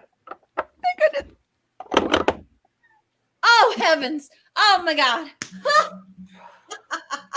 15 that time. Thank God Okay. for the advantage. My first roll was a 2, and I have a -1 modifier. Oh no! My second roll, I thought a 5 was bad. roll was a nat 21. So Nice. Praise Very nice. advantage. I shall not be moved. Praise advantage for my first roll was a 5. But then my second roll was a nat 21. Nice. So thank you, GM. So, Mab, what'd you roll? You said not to roll. Oh, I said not to roll with advantage. Just roll a normal save. Just roll 1 die. What what would I be adding to this roll? Your deck save. Okay, so Your dex then save that mod. is all of 7. Okay. So you hear. Oh, Evelyn gave you auto success. Oh my god. Okay. They love you. All right. Well, so when you burn things, people do appreciate They it. are psychos. you hear the rumbling coming down the mountain. You all start to book it towards the other side. You're kind of like high stepping through the deep snow, just trudging along as fast as you can. Everyone makes it to the other side, and then Mab trips, and she kind of falls into the snow. But as she does so, her instincts kick in, Gracefully. and she gracefully falls into the snow, almost dramatically, as if she meant to do it. As you see her head disappear and dip down into the snow, you see the snow start to melt in the area that she was in. And then you just see shooting through the snow, just a stream of water and then steam as it starts to evaporate from the intensity. And as you guys make it to the other side where there is footing from actual ground underneath, you see the almost Jaws like swim motion of Mab through the snow and then boink, right into the side where you guys are, and then she pops out. I would say it's get it. very Ethel Merman of you, but I just realized if we melt all of this snow, then there'll be plenty to swim in. Indeed. Oh, But that- also, As you're you talking, created a sauna. back around. Self-made. It's not dangerous to us. so the avalanche flows through and passes you, and that conversation actually happened after the things You have wanna calmed go? down. now go. All right, so you start to make your way around the trail that you're heading around now, and you come up to what looks like an old bridge that had been put here before, and is a rope bridge. It's one of those like triangular rope bridges where it is rope, just one long rope for the base that you have to walk on, and then 2 ropes along the sides with ropes kind of staggeringly holding it together. So it's a very swinging rope bridge that you have to cross here. Arden kind of puffs out his chest a little bit and says, I'll take point on this. Very, very proud of himself for being able to be an outdoorsman here. He takes the crampons off of his boots, puts those back in his pack, and then he hands you guys lengths of rope that he has fixed little hooks on. And then he shows you guys, all right, so this is how you cross this bridge. He starts to walk with his feet sideways along the bridge, kind of Donald Duck style. And then as he's going, he lays the hook onto the side ropes where your hands go. And then he switches every time that the rope comes up. He says, this is the best way to stay safely on this bridge. And as he turns around and is talking to you guys, he turns around, and as he's saying this, he kind of slips and catches himself, and he's hanging off of the rope bridge now. Oh, is that how that's supposed to work? Would you like no. assistance? Yes, please. This is not. This is why we use the rope on the handhold here. Oh dear. All right. Oh, I reckon it was certainly a demonstration. I It was reached an down excellent and demonstration. bring him Yes. back up. Okay, can you roll an athletics check for that? Yes, absolutely. Once my thing reloads. All right. Your thing. Just one moment. I am so very sorry. My thing is being a little slow at this moment. You gotta load that thing. Don't worry. Yeah. Everybody has Keep it low and problems from slow. time to time, buddy. 16. Perfect. Okay. See, that thing was worth the wait, I certainly would have to say. You pull Arden back up, and he kind of dusts himself off a little embarrassed by that, and he goes, "Yes, clearly, thank you, ma'am. That was a demonstration. That is precisely what you're not supposed to do. Keep your wits about you as you walk across the bridge." He starts to very slowly go across the bridge again. All right, so who's up first? So he's started away. He's about 10 feet in front of you guys on the bridge. Who's going up behind him? I'll go. Okay, I'll go Sib last goes. and bring up the rear. Oh, thanks. I was Okay. going to say that, Ethelbert. That's a great idea. So in the marching order, Sib, roll whatever strength or dexterity check you would like. What would that be? And then roll it. Can I roll stealth? Stealth. I'm not sure how you would use stealth. Drat. I in just that wanted the situation. modifier. It's okay. I'll use acrobatics. Okay. 13. Okay. So you make it onto the bridge. The added weight on the bridge of you and Arden starts to make the bridge gives it a little more sway. You guys start to move in, and now that Sib is about 5-10 feet away from the base of this bridge, who's going up next? I'll go. All right. Yep, Okay. I'm fine with it. All right. Praise Dolly. Keep my steps light and my top Buoyant. boy. You get me. All right. Here we go. Oh, would you look at that? I rolled an 18. Okay. Are you doing acrobatics? Athletics. Athletics. Okay, cool. So you kind of muscle your way up onto the rope bridge itself. Again, the added weight, it starts to sway a little bit more, but no problem for you. You're able to keep your wits about you, as Arden said. As she gets about 5 to 10 feet away from the base of the bridge, Arden is now about halfway across the bridge, leading the front. Who is next? I believe it would be me. Okay. What you rolling? And give me your number. I would like to roll this die. What check are you rolling? It doesn't really matter because they all suck. Okay. Acrobatics or Okay. probably. Is there poise? Is there poise? I would say that would go into acrobatics, yeah. Damn it. Very well.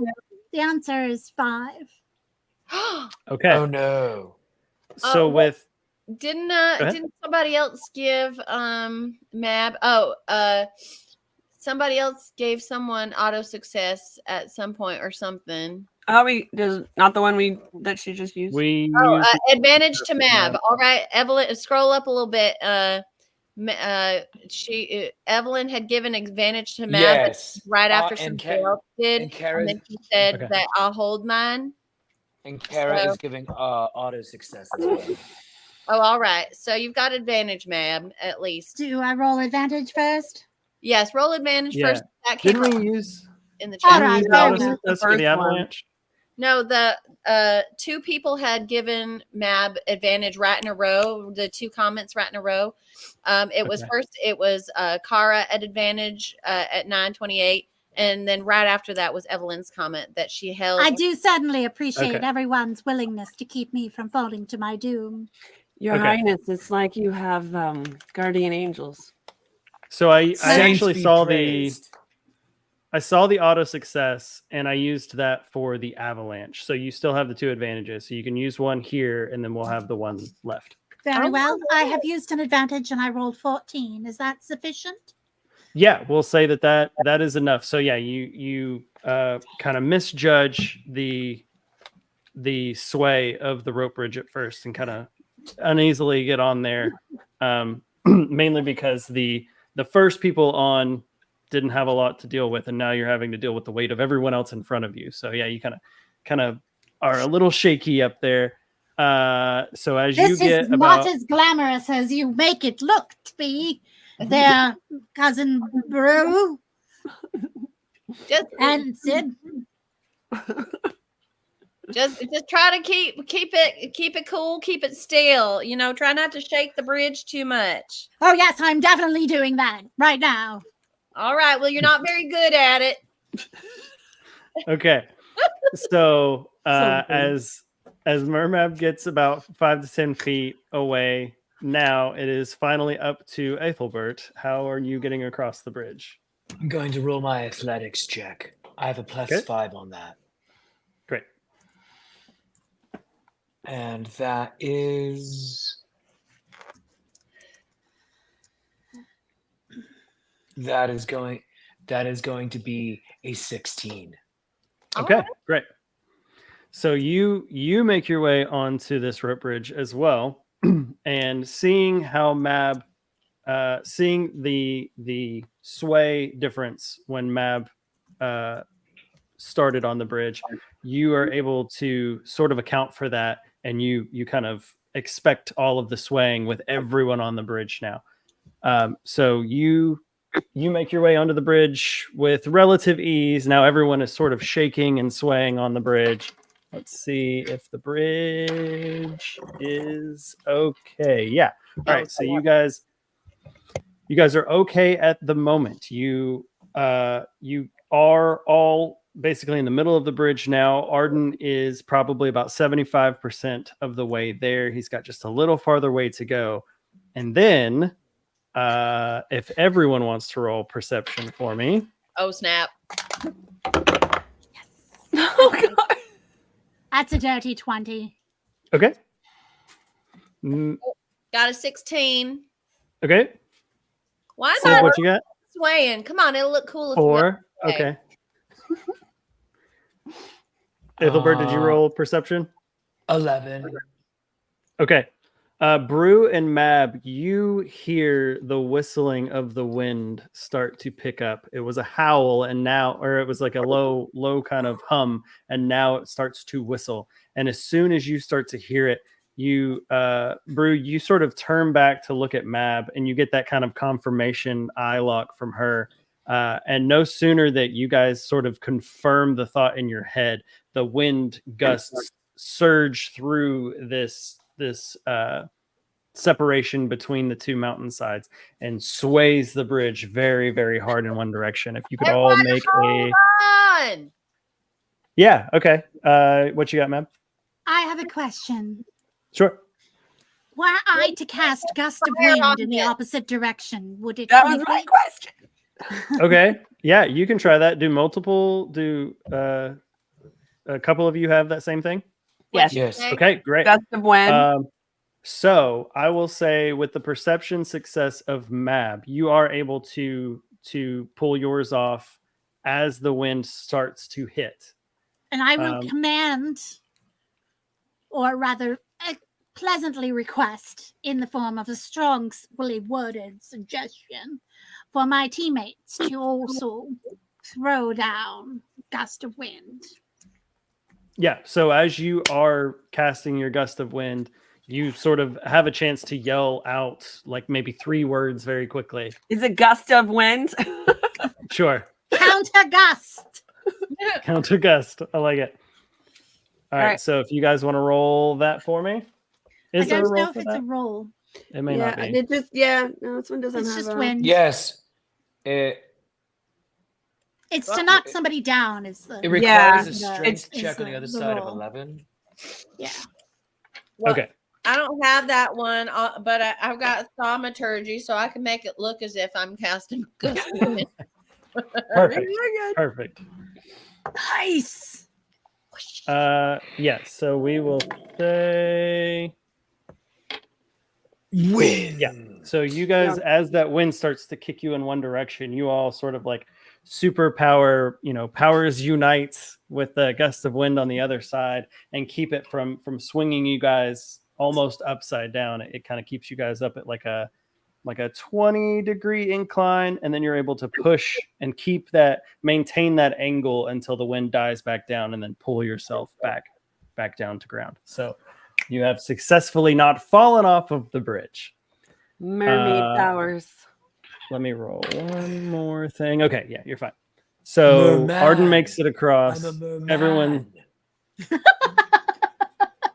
Merfolk powers.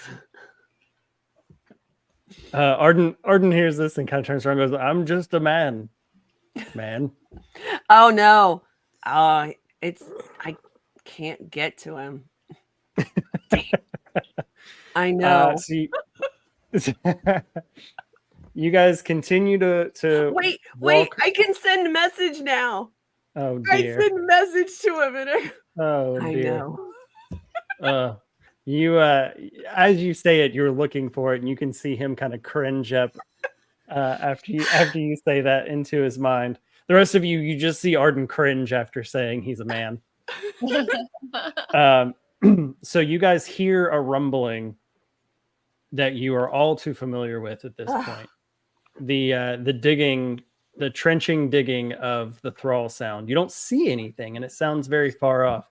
But Arden kind of stops when he hears it, and he kind of turns to you guys and he says, "All right, I fear that the time that we need is not available. We must make haste." And Arden starts to pick up his pace and starts to run now up towards the summit. Oh, all right. Still on this bridge? Let's do this. Oh no, you guys are off the bridge now. Yeah. Okay.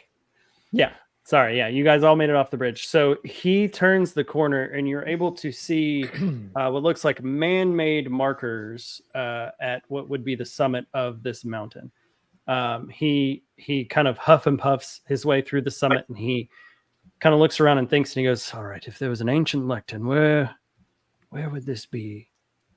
He sees the hillside off in the distance, and he goes, "Okay, that looks like the direction that we need to go based on the description inside of the lectern, or inside of the codex." All right. So Well, if I keep looking for something, I'm gonna use the shape water cantrip again and kind of like, I don't know, flatten out all the snow or whatever, and see if we can reveal whatever he's looking for. Yeah, sure.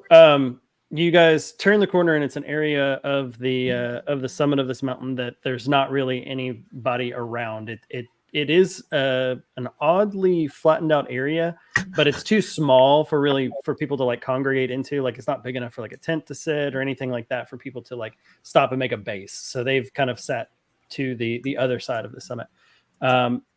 You start to remove away the snow, and you see the lectern start to reveal out of this snow.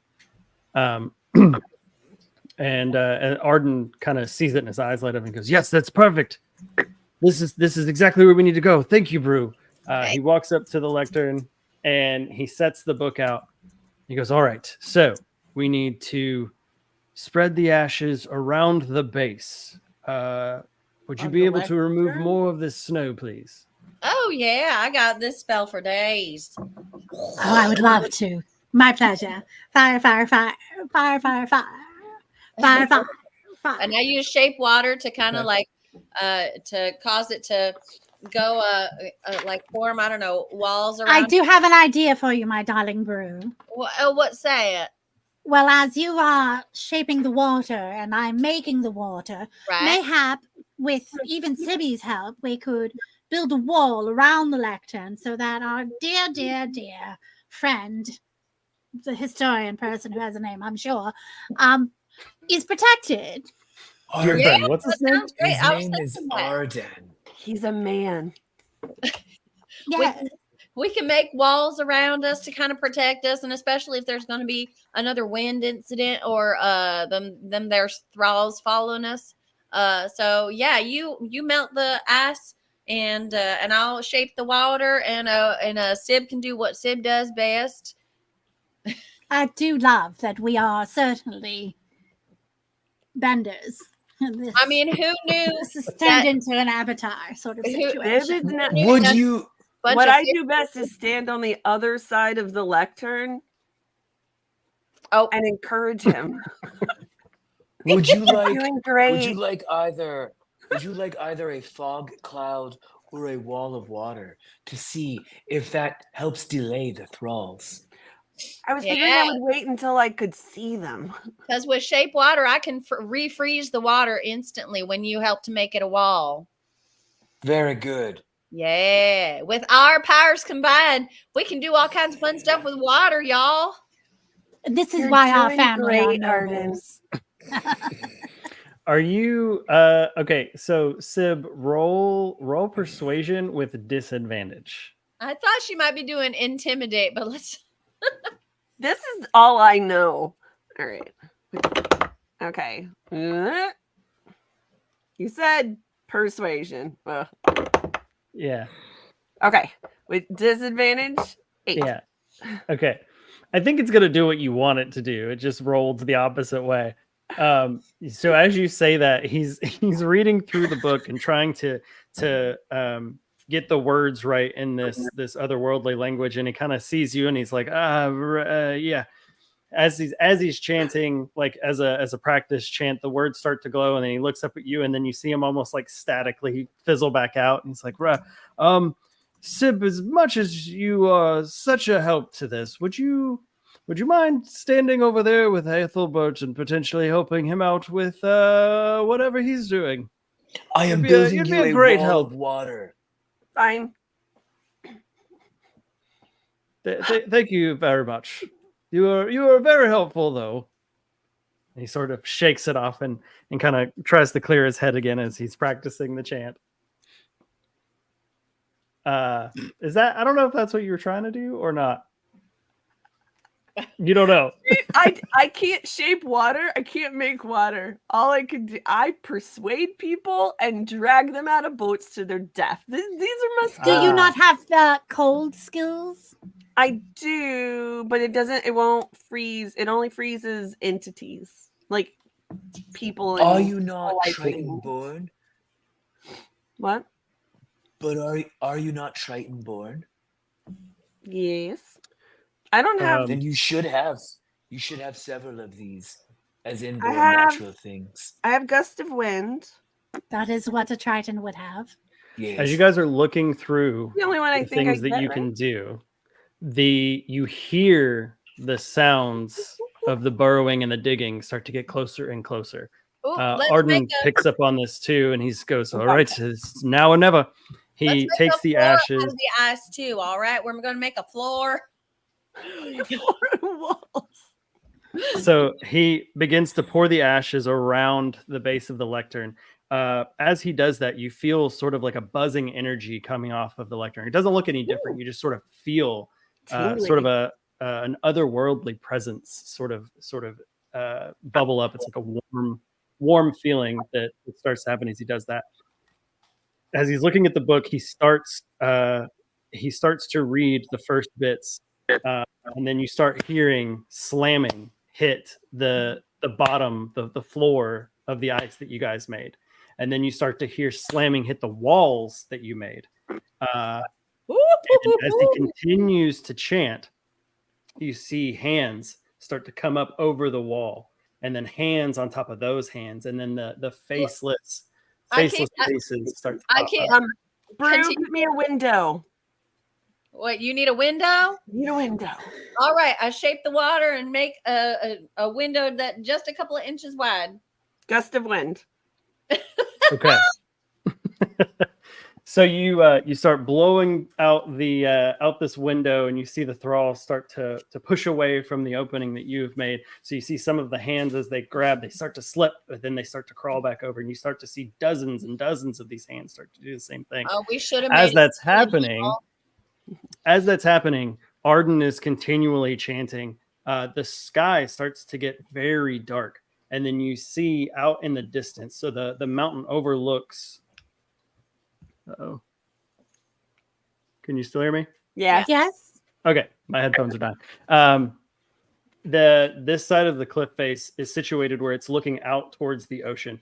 You see the clouds turn into a face, and then that face starts to emerge as a skull, and that starts to come out towards Arden. It is starting to talk in a different language that sounds almost demonic. None of this sounds good. Arden's voice starts to amplify, and then you see the ghostly figure of Rosa come out of him and then through the lectern, and then it starts to grow, and then you see that figure go through the skull and sort of dissipate everything that was making this like cloud of the skull. As that's happening, you feel a pull at your heart, Drusilla, and you start to feel. Roll a Constitution save for me. Oh snap! It's a trap. as that's happening, you feel the same thing pull at your heart. Sib, you roll a Constitution save for me as well, Good. and then you feel that same thing happen to you, Mav. You roll a Constitution save as well. Yeah, I just got an 11, but fortunately, Johnny O gave me an auto success. So nice. Okay. You feel that tunnel vision start, and then you brace yourself for it, and you kind of snap out of it, and then you feel that tug of your heart, but you embrace it, and it pushes up towards the lectern. You feel connected to the lectern now. Oh, well, all right. Sib, what'd you get? 7. Okay. The 7, you don't understand what's happening, and as that tunnel vision starts to hit, you start to lose consciousness, and you collapse to the ground. Mab, Elegantly. You feel a very similar thing happening to you. You're able to withstand it and make your connection to the lectern. Ethelbert, did you roll as well? Did I tell you to roll? I was not asked to, but I can. Okay, sorry. Yeah, roll Constitution save as well. Rolling Constitution. 18. Great. Very similarly, you feel that tug at your heart. You start to feel that tunnel vision, and then you kind of embrace it, and then that connects to the lectern as well. May I As assist that my happens, fallen cousin?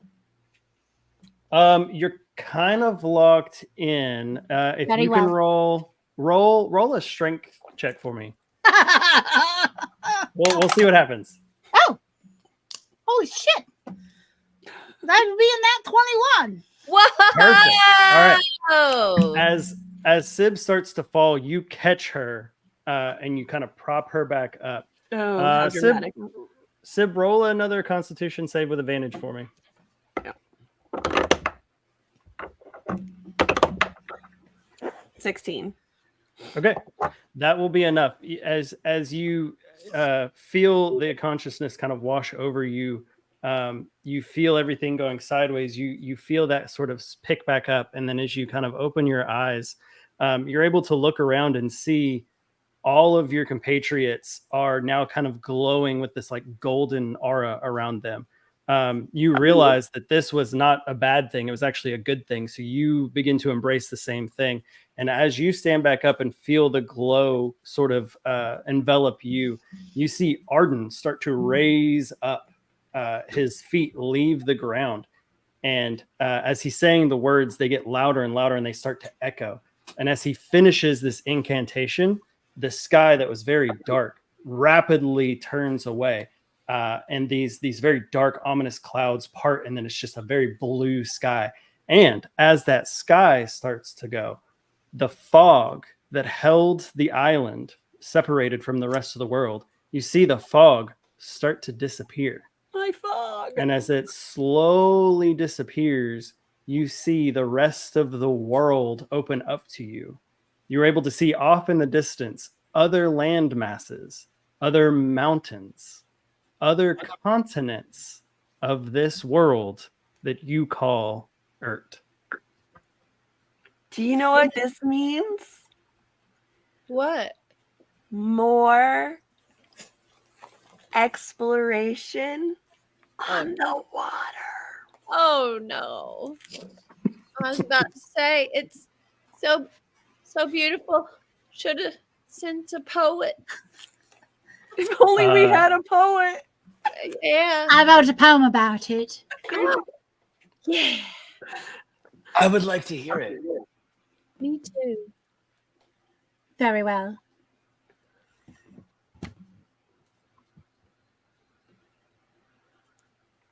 Ashes from fire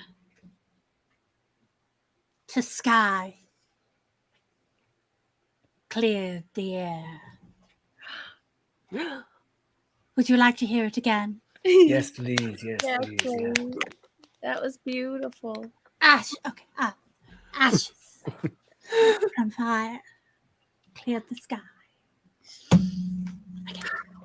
So quickly to wrap up on that, as that opens up, Arden kind of floats back down, but Arden doesn't look the same anymore. He kind of looks transparent. As the fog started to disappear, you see his form start to disappear as well. He kind of turns to you, realizing what's happening. He says, "Well, I guess I'll get to see Rosa sooner than I thought. What? Arden. One a Arden. piece of the spell that I forgot to mention to you guys because I didn't think that you would go through with it is that this is a transference spell. Everything that was possible for locking away the demon that was going to take over had its cost, and that cost was me. Anyone that Yeah, I have no problems paying that. Thank you. well, all right then. Kind of You are salutes to you unlikely. guys then. You are unlikely to see Rosa again, my friend, because I do not believe there is an afterlife. For after all, we are all chum in the eyes of Jesus. That's as accurate. He looks a little quizzically at you and he goes, I'm not sure how you would say that. She's right there. As he reaches his hand out, his hand starts to disappear, and then it works down the rest of his body. And then he kind of looks at you guys and goes, well, thank you for not letting the world descend into chaos. And then it cuts off as he disappears. One last word. She gets to say something. Who's that? Didn't even leave me an Arden nugget. It's fine. I wonder what he was going to say. No idea. We could spend the whole trip back down this fabulous mountain. Oh, I've got an idea for that.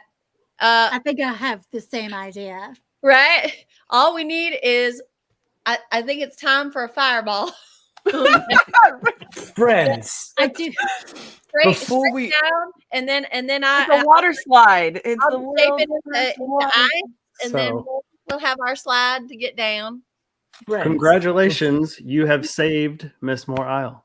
Whoa! Huzzah! But before we melt all the water, have we paused to think of the ecological ramifications that would happen to those who do not live below the water? I mean, it's not like they ever thought of us. That is a very good point. Let it burn. And suddenly the group turns into murder hobos. No, the real murder hobos were inside us. They were the friends we made along the way. I don't believe I was ever concealing any of my murderous intent at any point in time. So, who wants shawarma? I could go for a bite. Shall we do one more round of confessions? Oh yeah, for sure. I do not believe that my friend Arden, my dear friend of the last 24 hours, was correct when he said he was going to an afterlife. But I wish him well, and I hope he found whatever he was looking for. As for me, I found this just a few moments ago. A cat. I'm going to take it. Catfish. I'm going to take it back with me to Mablandia, where we shall live in harmony. And as the word from the words of our dear Savior Dolly to Arden, I hope death treats you kind, and I hope you have all you dreamed of. And I wish you joy and happiness. But above all this, I wish you love. That was so romantic. I do believe this is the beginning of an adventure. I would like very much to see what would happen if we burned the mountain. Wouldn't that be lovely? It would become a volcano.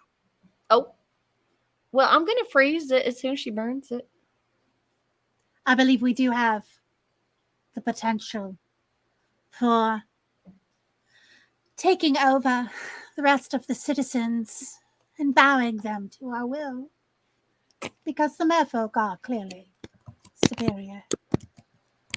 Yes. Well, I'm kind of disappointed that I didn't get my snack. But positive note, nautical shipping is about to increase tenfold. You understand? All those sailors.